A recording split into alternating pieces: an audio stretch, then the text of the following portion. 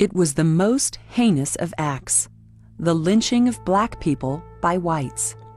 There was no due process guaranteed by the Constitution. It was a practice that could only happen because that sense of other, that sense that blacks were inferior, were property, had not disappeared with the passage of the 13th, 14th, and 15th Amendments. If this were to change and blacks were to get the rights and justice laid out by the Constitution, they would have to make it happen themselves. After Reconstruction ended in 1876, more than 4,700 black men, women, and children were dragged from their homes, strung up, and murdered, often for no more an offense than speaking their minds or being successful. Someone needed to make these dark and hidden deeds known to the entire country. That person was Ida B. Wells Barnett. Ida B. Wells Barnett was born in Mississippi in 1862. Growing up during Reconstruction and its aftermath, she witnessed the depth of hatred against blacks and the gradual dissolving of their civil rights, particularly due process under law. Wells Barnett began her crusade against lynching in 1892 after three of her friends, Thomas Moss, Calvin McDowell, and Henry Stewart, were lynched in Memphis, Tennessee, simply because they ran a grocery store that was more successful than their white competitors. In 1893, using her small Memphis newspaper as a pulpit, Wells Barnett courageously attacked the white supremacists who incited the lynching of blacks.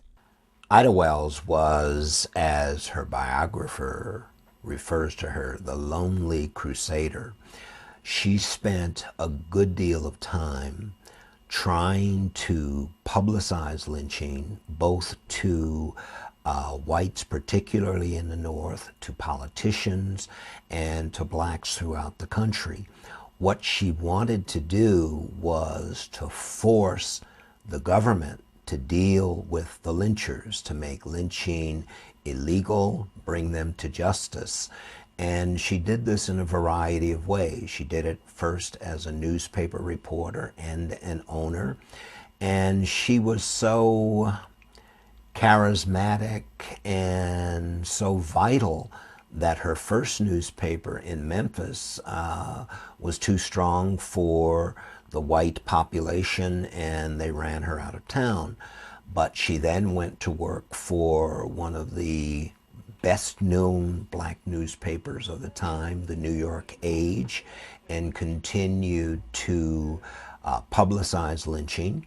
And as I said earlier, what she wanted was a political response, that is, the politicians to control and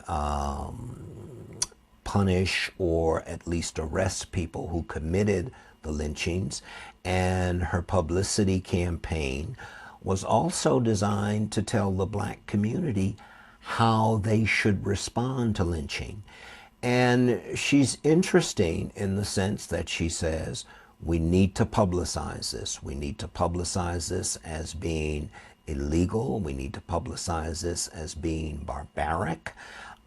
We also need to get the white political leaders at the local level, the white economic leaders at the local level, and force them to control the white mobs that do the lynching. And she also threw a little wrinkle in there that she called part of the black response, and that is migration. And that was, if the white political authorities didn't control lynching, then blacks should leave the community and go find places where they could work and their liberties would be respected. And she not only publicizes lynching, but she also starts to publicize what later becomes known as the Great Black Migration. When most Americans learned of the lynching of blacks, they were horrified. Consequently, following Wells Barnett's campaign, the number of lynchings lessened from a peak of 235 in 1892 to 107 by 1899. And Anti-lynching legislation was enacted in parts of the South.